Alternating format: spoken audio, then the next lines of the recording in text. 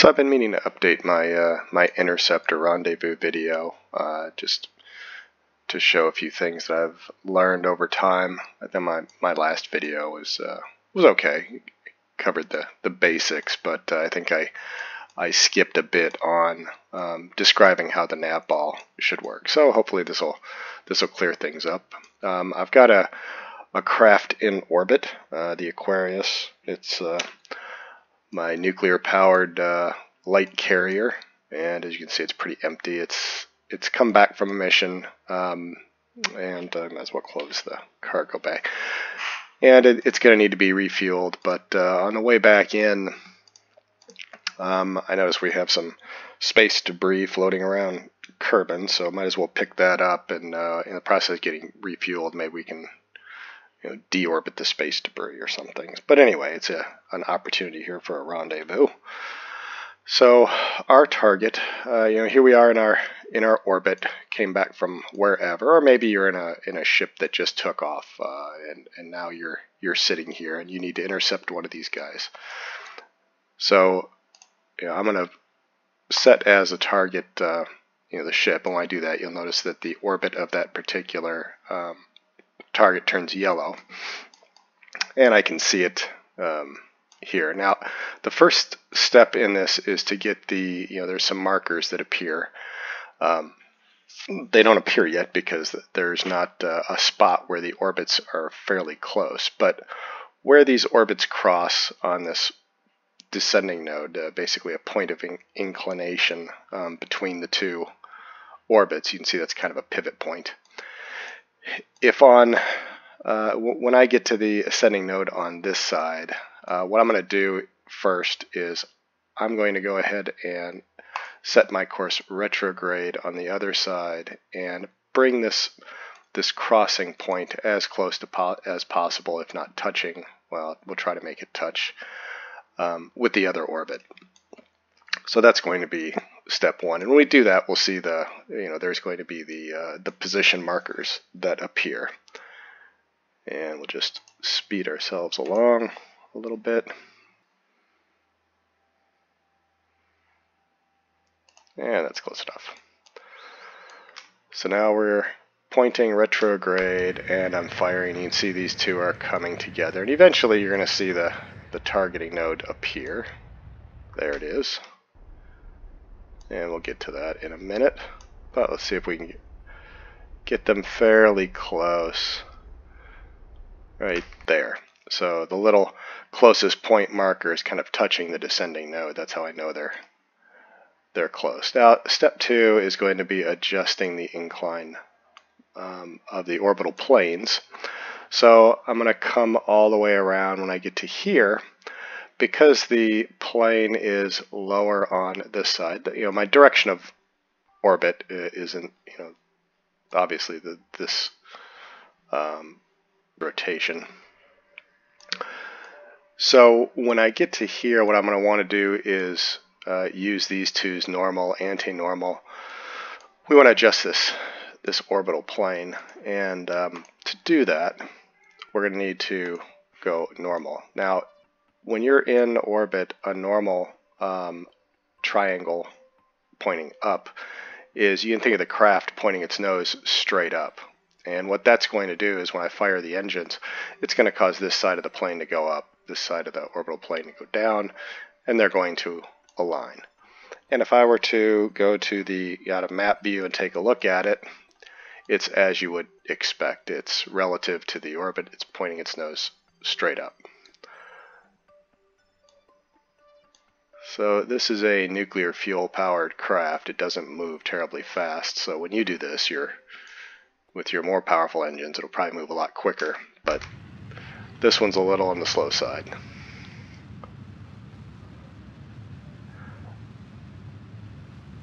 And eyeball's good enough. That looks pretty good. So now the two orbital planes are aligned. And the next step, one thing I like to do is, rather than focus in on the craft, and it's the tilde key to focus on the craft, I like to select the planet itself as the target. So I double click the planet. It lets me look at it from the top, and I get a nice view of the two orbits. For some reason, it appears that we've lost our target, so let's select that again. Let's see, what do we have here? There it is, Jenkins heap. Now, these orange indicators, what they're showing is every time my craft passes this, it's showing me the relative position on the next orbit of where this craft, my target, is going to be. So if I wait for this craft to come all the way around, you notice my orbit is larger than the target orbit, this craft is going to gain on me. So if I accelerate time a bit, and it's nice that they adjusted that feature in 1.9 to let me, regardless of altitude, increase time. It helps for stuff like this. But as this plane, as my plane, the Aquarius, comes past here, you'll notice that this target position is going to get closer. And there it goes. So it's going to be moving in chunks. You know, so it might be, say, 3 orbits before it gets over here. Now, what I usually do is on the orbit where this marker passes this marker, and I can kind of gauge it. See how we do this time. Yeah, so the next one's probably going to be about right here. So it's probably going to be 2 more orbits. And then once it gets here, the very next orbit, hopefully it'll push it past my marker. Let's see if it gets, this is about the halfway mark. Let's see if it pushes it past halfway.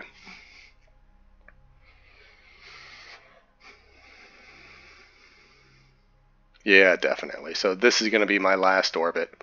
And when I get close, say right here, so I'm going to go ahead and slow down the time.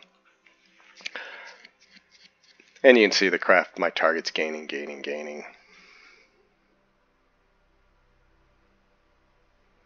Alright, slow things down a bit.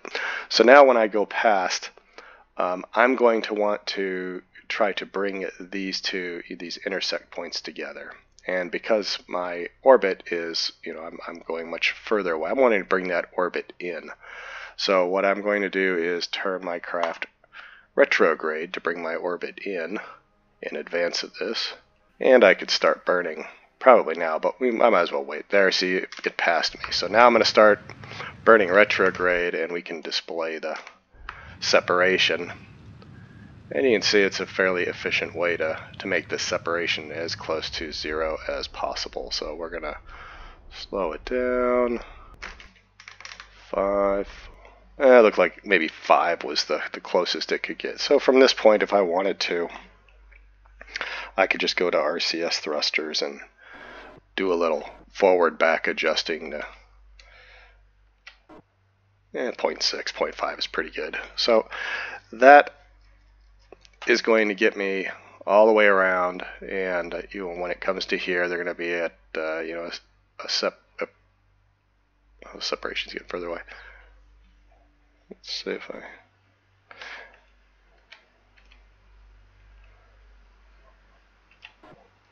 3, 2, 0. Maybe turn off RCS. I don't know.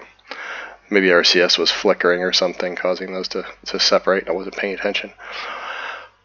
But on the next go around, I'm going to try to reduce the relative speed to the target. So the next thing I'm going to want to set is changing from my orbit view. I'm going to change to target view. Warp around to the other side.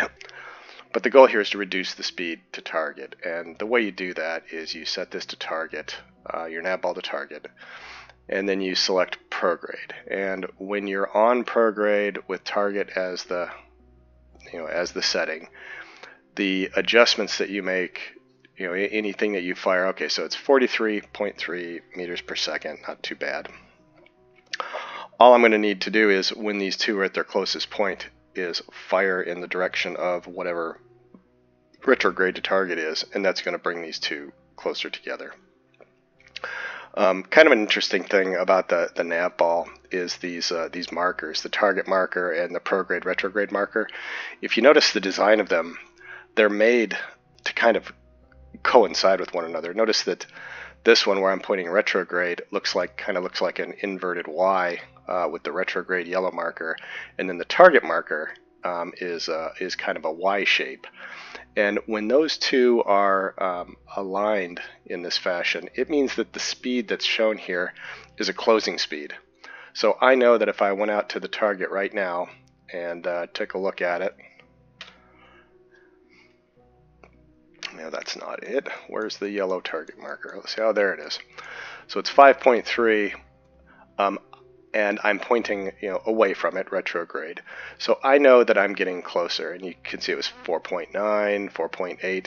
So this approach speed of 48 is a closing speed. Now, if the markers were misaligned, if the prograde yellow marker was here, which is these, the up, down, left, right.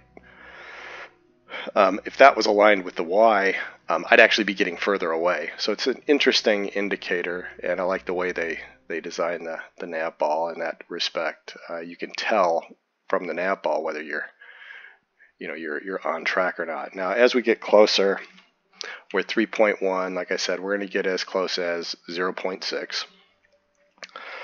So either I could control this portion either from my space view. Sometimes in order for people to see it, I like to go into this view, because this direction that it's pointing, you notice the direction of travel of craft is kind of coming in this direction. So it's basically lined me up so that I'm pointing in the same direction that I need to in order to negate the speed differential. So when this thing gets within 0.5, 500 meters or so, I'm going to start firing the engines to reduce the speed. And as I reduce the speed, you'll see that this right to left motion is going to stop. So it's getting close to the 500. So I'm going to start firing, and you see the speed is decreasing. So this is slowing down.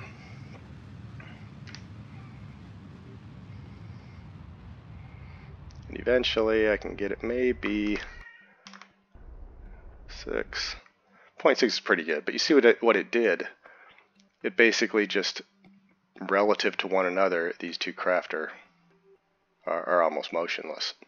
So that's basically when you get to that point, and you take a look out here, now you're, in the future, I can see I get as close, 0.4. So between here and here, I'm not going to drift more than, 0.4 is going to be my closest. Where am I at now? I'm at, 448. So they're in pretty stable orbit together. So that would be what I would consider the end of the intercept or rendezvous phase. And now you're in the approach phase. And what you do for the approach phase is fairly simple. Once the craft are set up like this, you just point to the target.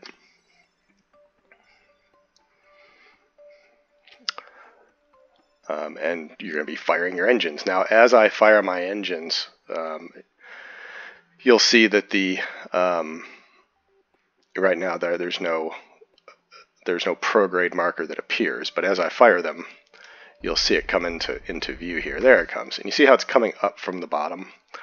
I could keep firing, and it'll keep bringing it up. It might be a little bit more. Well, it would be a little bit more efficient if I slightly offset this. So I'm going to point my nose up this way, and the goal is to bring that prograde marker into the in alignment with this target marker.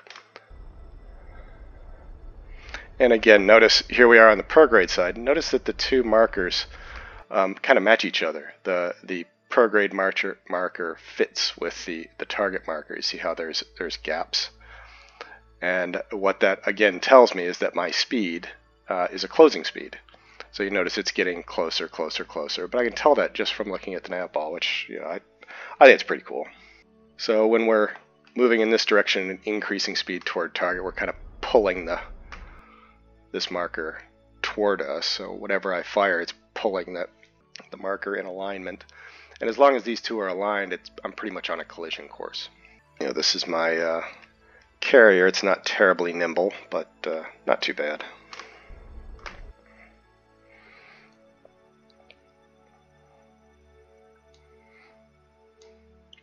So 200.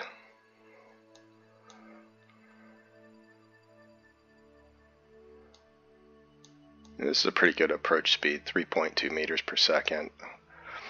And now what I'm going to do is I'm going to start turning retrograde. And notice so far I haven't really even used any RCS. I haven't really had to. So your craft can be pretty light on RCS if you know how to use the Navball the right way. So now turning retrograde, again they're closing because these markers are similar.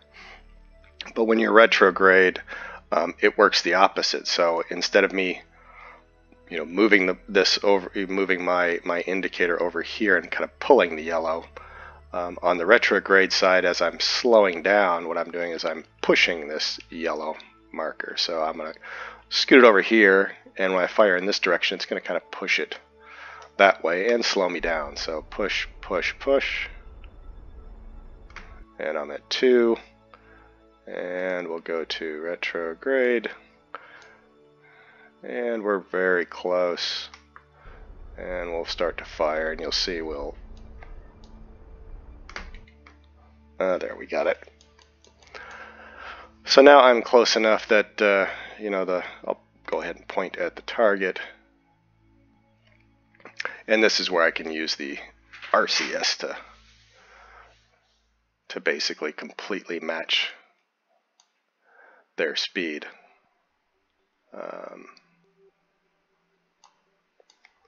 What is controlling this craft? Let's see. There it goes. Now it's pointing. Let me put the camera up here where I can see what I'm doing.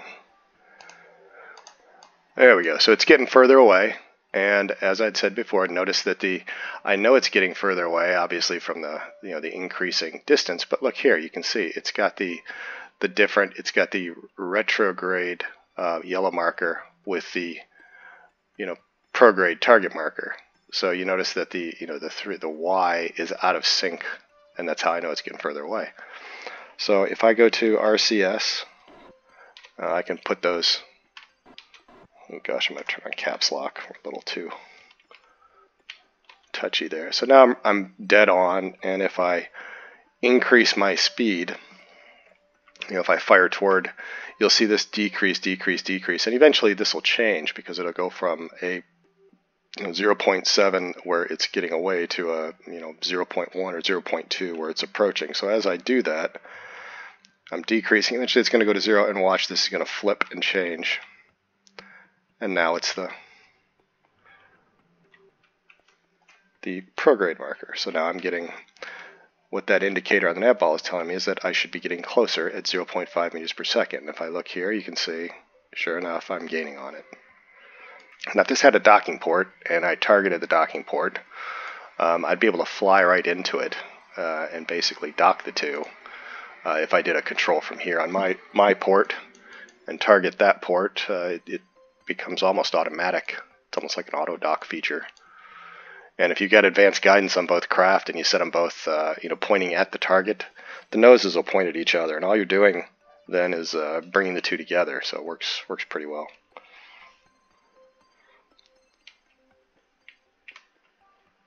I'm just making a couple small adjustments on the RCS. And we'll fire backwards. We'll see if I can get it to basically a 0 speed.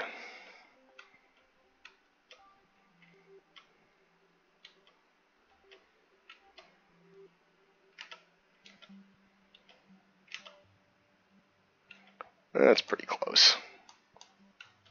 Oh, there it is, 0. So at this point, relative to each other, they're not moving, or they're moving so slow that it's hardly detectable.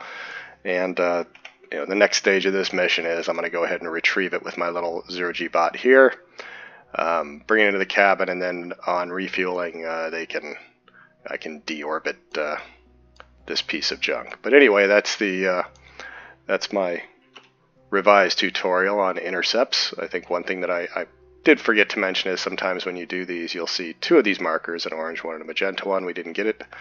The reason we didn't get it is because we did a very good job of putting adjusting the orbit rings relative to each other. But if you do get an orange and a magenta, all it means is that you've got 2 overlapping orbital rings, and they're the orbital rings are touching in two places. So you've got two closest points that are being monitored.